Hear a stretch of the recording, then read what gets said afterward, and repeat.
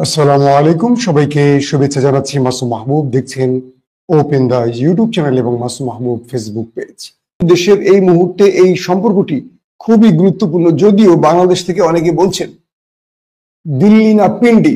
আমি এটার একটু আপত্তি করব, কারণ আমরা আক্রান্ত হলে আমাদের দেশে কুড়িগ্রাম বা বিভিন্ন পয়েন্টে কিন্তু এখনো দখলদাতা তাদের ড্রোন ওড়াচ্ছে আমাদের দেশের বিরুদ্ধে। আজকেও আমি দিনের প্রথম ভিডিওতে বলেছি রয়ের মাস্টার প্ল্যান ফাঁস হয়েছে এবং সেখানে সুব্রত বাইন, মোল্লা নজরুল, দুই শীর্ষ সন্ত্রাসী বাংলাদেশে কিলিং মিশনের জন্য নেমেছিলেন এবং তারা পুলিশের কাছে স্বীকারোক্তি দিয়েছেন যে তাদের বিদেশি একটি গোয়েন্দা সংস্থা বাংলাদেশে কিলিং মিশনে পাঠিয়েছে।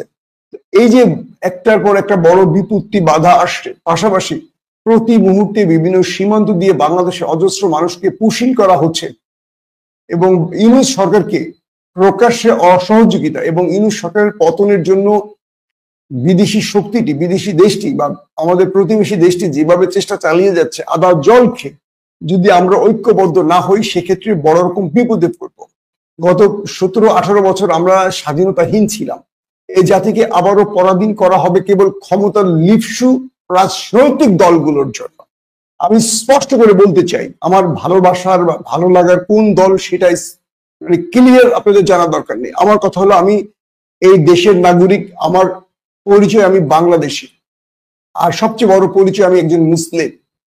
আমি আমার দেশকে কখনো দিল্লির দাসত্বে দেখতে চাই না, এটা এক বাক্যে আমি বলবো এবং আপনাকেও বলতে বলবো।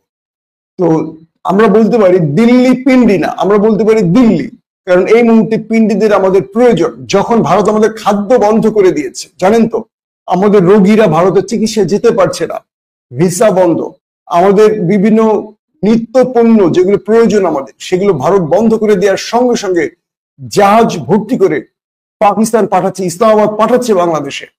আর এখন আমরা নতুন বার্তা দিতে চাইছি তাদেরকে যে আমরা দিল্লির সাথে প্রেম করব না, পিন্ডির সাথে প্রেম করব না, না, আমাদের প্রেম সবার সাথে থাকবে, দিল্লির সাথে থাকবে, পিন্ডির সাথেও থাকবে।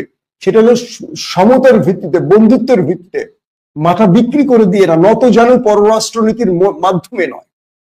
আমরা কোন রাষ্ট্রের সাথে, সেটা জাপান, এখন আমাদের প্রধান উপদেষ্টা জাপান রয়েছেন, 1 লক্ষ শ্রমিক জাপান বাংলাদেশ থেকে নেবে, বিশাল অঙ্কের অর্থনৈতিক চুক্তি হচ্ছে। আমরা চাই বাংলাদেশের অর্থনীতিকে আরো শক্ত মজবুত স্থানে দাঁড় করাতে, সেজন্য সকল দেশের সাথে আমাদের বন্ধুত্বের প্রয়োজন। কিন্তু রাজনৈতিক স্লোগান যদি হয় দিল্লি না পিন্ডি, এটি আসলে এই সময় এসে ঠিক না। আপনি কি করবেন সেটা হিডেন থাকুক, গোপন থাকুক, কিন্তু পাকিস্তানকে এই মুহূর্তে দরকার, তুরস্ককে দরকার, ইরানকে দরকার। আমরা মুসলিম রাষ্ট্রগুলোর সাথে, আশিক চৌধুরী এখন তুরস্ক সফরে রয়েছেন বাংলাদেশে, তিনি তুরস্কে বিভিন্ন প্রজেক্ট আনার চেষ্টা করছেন। অস্ত্রের বাজার, আমি এই বিষয়গুলোর বেশ কিছু তথ্য জেনেছিলাম, সঙ্গত কারণে দেইনি, কিছু গণমাধ্যমে এসছে।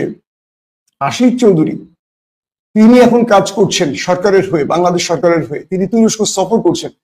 তুর্কি সরকার বাংলাদেশে বিভিন্ন প্রতিষ্ঠান তৈরি করতে চান। এই যে বাংলাদেশের শ্রমিকরা কাজ পাবে, বেকারত্ব কমবে, বাংলাদেশের অর্থনীতিতে তুরস্কের অর্থনীতির সাথে একটা কোলাবোরেশন করে কাজ করার সুযোগ তৈরি হবে। আমরা এই বিষয়টি চাই। ইসলামাবাদ তার রাজনীতি আমাদের দেশে ইম্পোর্ট করুক বা আউটপুট করুক সেটা চাই না, এক্সপোর্ট করুক সেটাও চাই না। আমরা চাই পাকিস্তান থেকে আমরা স্বল্প মূল্যে আমাদের পণ্যগুলো পাবো, যেটা ভারত চড়া মূল্যে নিত। আমরা চাই আমাদের প্রকল্পগুলো বাস্তবায়নে পাকিস্তান যেখানে তাদের যোগ্যতার পরিমাপে তারা এগিয়ে আছে, তারা সেটা করবে। চীন করবে, জাপান করবে, যে কোনো দেশ করবে।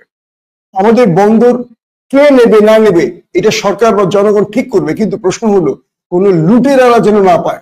আদানিদের মতো ব্যক্তিরা আমাদের দেশ লুটে খেয়েছে। আমরা এমন কোন ব্যক্তিকে চাই না, যাদের মাধ্যমে দেশ এগিয়ে যাবে, যাদের মাধ্যমে দেশের অর্থনীতি, শিল্প বাজার এগিয়ে যাবে, তাদেরকে আমরা চাই।